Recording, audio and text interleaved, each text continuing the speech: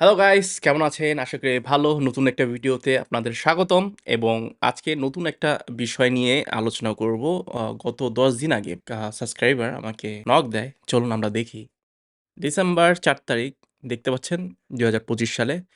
ভাই আসসালামু আলাইকুম। ওয়ালাইকুম আসসালাম। ভাই আমার নুলস্থা আপডেট হইছে। এখন আমি কিভাবে জমা দিব? আগে জমা দেওয়া আছে ৬/৬/২০২৪ এ জুন মাসে। ঠিক আছে? জুন মাসে তার জমা ৬ তারিখে।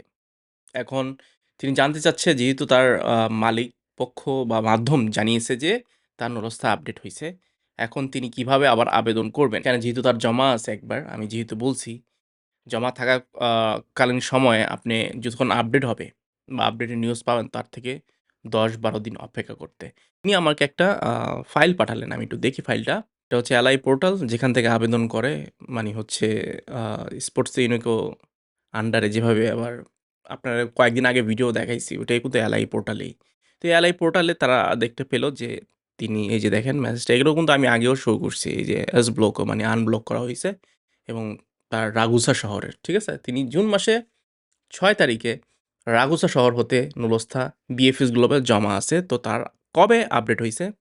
২/১২/২০২৫, ঠিক আছে? তিনি আমাকে মেসেজ করছে কবে?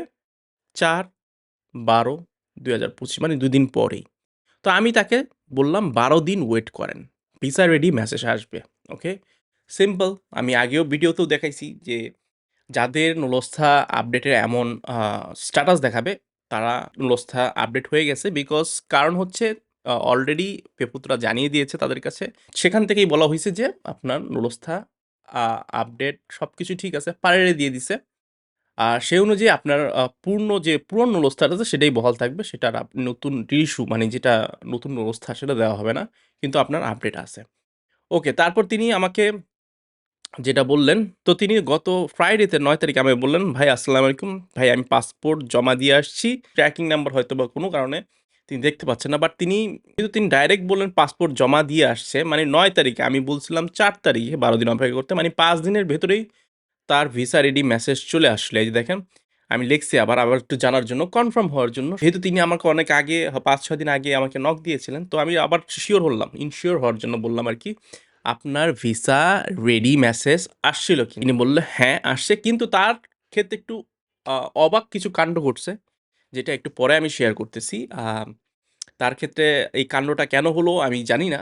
আ এটা হয়তোবা অদূর ভবিষ্যতে এর জবাব পাবো। যেহেতু তার ভিসা রেডি মেসেজ আসছিল, তো তিনি ৯ তারিখেই বিএফএস গ্লোবালে জমা দিয়ে দেয়। পরের দিন বিএফএস গ্লোবালে থেকে তাকে কল দেয়। কল জিনিসটা আমাকে দিয়েছে তিনি।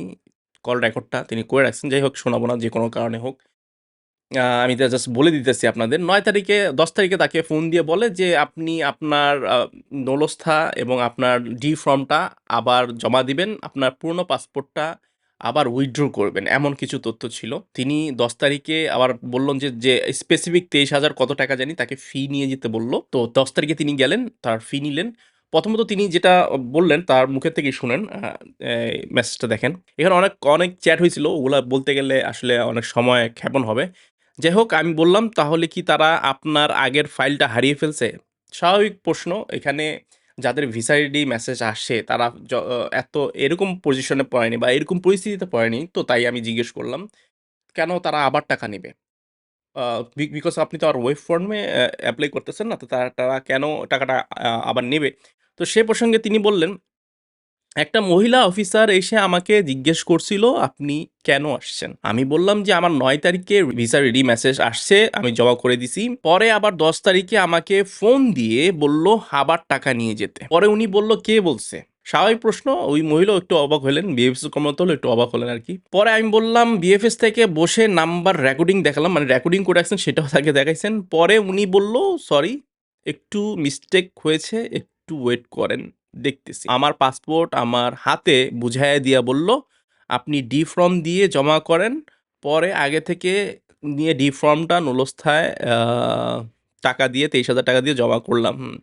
তো তিনি তাকে যেটা তিনি ভয়েসে যেটা বললেন সেটা হচ্ছে তার পাসপোর্টের যেটা আগে ৯ তারিখে যেটা জমা দেওয়া ছিল আরকি, যেটা আগের যে ট্র্যাকিং নাম্বার যে ৬ তারিখে ৬ জুনে ২০২৪ সালে যেটা জমা ছিল সেটা উইথড্র করাইছে আগে। স্ট্রেঞ্জ। তারপরে আবার নতুন করে এটা জমাটা নিল। এখন তার ক্ষেত্রে কি কারণে এটা হইছে এটা আমি অবশ্য নিজে বলতে পারছি না। বিকজ এটা একটা স্ট্রেঞ্জ ব্যাপার। পরবর্তীতে হয়তোবা কিছু রিসার্চ করলে জানা যাবে আসলে তার ক্ষেত্রে কি হইছে। তার ফাইলে উইথড্র করলো এবং আবার দিল। এটা একটা স্ট্রেঞ্জ ব্যাপার। যাই হোক এটা থেকে আপনারা কি বুঝলেন? ওই যে বললাম যে এই যে মেসেজটা এটা এলআই পোর্টালে এই মেসেজটা অনেকেই আ বিকজ অনেক ব্লগার আছে। আমরা অনেক আম এগুলা স্ক্রিনশট দেই। এবং সেই স্ক্রিনশটটা কালেক্ট করে কি অনেক অসৎ মালিকজন আছেন বা অসৎ মাধ্যম আছেন সেগুলো কপি করে নামটা বসিয়ে অনেক অ্যাপ্লিকেন্টকে দিয়ে দেয় যে হ্যাঁ আপলোড হইছে। এখন বেশিরভাগই দেখা যায় যে আপলোড হওয়ার পরে অনেকে এরকম মেসেজ পেয়ে থাকে এবং বলে যে আপলোড হইছে। পরবর্তীতে আপনার যদি দেখেন যে আসলে কিন্তু না, ব্যাপারটা সেরকম না। এরকম হইছে তাই বলতেছি। যদি আপনার পাসপোর্ট জমা অথবা রিটার্ন পাসপোর্ট থাকে অচিরেই ১২ দিনের মধ্যেই আপনার দেখা যাবে যে আপডেট হয়ে যাবে। মানে আপনার এম্বাসি থেকে বা বিএফএস গ্লোবাল থেকে ভিসা রেডি মেসেজ আসবে। এটা স্বাভাবিক। এটা অলরেডি ২-৩ টা প্রমাণ আমি দেখালাম আপনাকে। এক ভাই ইটালি থেকে আমাকে কনট্যাক্ট করে যে, "ভাই আমি যেই মালিকের আন্ডারে কাজ করি তারই ২ টা নলস্থা আছে এবং সেই নলস্থার অ্যাপয়েন্টমেন্ট পাইতেছি না।" তো আমি বললাম যে, "তা আপডেট করার চেষ্টা করছে কিনা?" তিনি বললেন যে, "উকিল দিয়ে মেসেজ পাঠাইছে পেপুতরাতে এবং আমি সেই প্যাকটা দেখলাম এবং আশ্চর্যের বিষয় হচ্ছে তার মালিকের মোবাইলটা তার কাছেই থাকে। মানে তার কাছে মোবাইলে দিয়ে দেয় এবং বলে যে, "দেখ আমার এসপি আইডি" বা তার একটা জিমেইল অ্যাড্রেস দিছিল। সেই জিমেইল অ্যাড্রেসে কোনো ধরনের আ মেসেজ এখনো আসতেছে না। এখন আমি তাকে জিজ্ঞেস করলাম যে, "আপনার যে মালিক, আপনি যখন আপনার যেই আপনার যে ২ টা লোলস্থা আছে তখন যে আবেদন করছিলেন, কোথায় গিয়ে করছিলেন?" মালিক অবশ্যই তিনি বললেন যে, "কাপ অফিসে যেয়ে গিয়েছিলাম।" তো কাপ অফিসে গিয়ে থেকে থাকলে যে আপনার দোমানডাটা যে রেজিস্টার করা হইছে যেই অ্যাকাউন্টের আন্ডারে, সেটা কি মালিকের আন্ডারে করা হয়েছিল না কাপ অফিসের আন্ডারে করা হয়েছে? তিনি সেগুলো জানেন না। মানে মূলত এলআই পোর্টালটা কি জিনিস আ আহ মাধ্যম এটা জানেন না। এবং উকিলকে তাকে যখন বললাম যে উকিলকে এই কথাটা জিজ্ঞেস করেন যে স্ট্যাটাসটা কি দেখায়? আ তো তিনি উকিলও সদর উত্তর দিতে পারেনি। তার দায়ভারটা মালিকের কাছে দিয়ে দিল। তো মালিক সেটা জানে বলল। তো তিনি কয়েকদিন পর হয়তোবা আমাকে বলবে যে তার জিনিসটা কি হইছে না হইছে। তার এলআই পোর্টালটা আসলে কোথায়? বা কোথায় করছে? এইসব জিনিসগুলা 80% ইটালিতে যারা কাজ করে 80% জানে না এলআই পোর্টালটা কি? এলআই পোর্টালটা আবারও বলতেছি, এলআই পোর্টালটা হচ্ছে যখন আপনি একটা দোমানদার রেজিস্টার করছেন, মানে যখন প্রি কমপ্লিজার যেই অ্যাকাউন্টে করছেন, ঠিক আছে? সেই অ্যাকাউন্টটাই আসলে এলআই পোর্টাল। ওই এলআই পোর্টালেই আপনার দোমানদার স্ট্যাটাসটা দেখা যায় এবং ওই এলআই পোর্টালেই সবকিছু যখন কমিউনিকেশন আসে, ওইখানেই আপনার একটা কপি পাঠিয়ে দেয় এবং আপনার যেই প্যাক আইডি রেজিস্টারের মাধ্যমে সেটা করা হয়েছিল, সেই প্যাক আইডিতেও একটা কপি যায়। তো সেক্ষেত্রে এখন তিনি জানেই না যে এই এলআই পোর্টালটা কি জিনিস। তিনি এখনো ওই মালিকে খালি বারবার তার প্যাক অ্যাড্রেস হচ্ছে লগইন করা থাকে, ওইখানে দেখায়।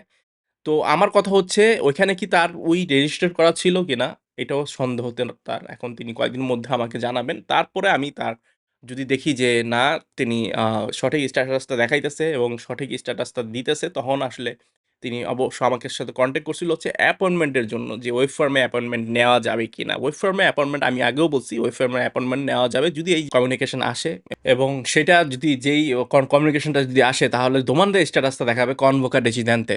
তো কনভোকা ডেসিডেন্ট মানে কল টু অ্যাপ্লিক্যান্ট। ঠিক আছে? অ্যাপ্লিক্যান্টকে কল করো।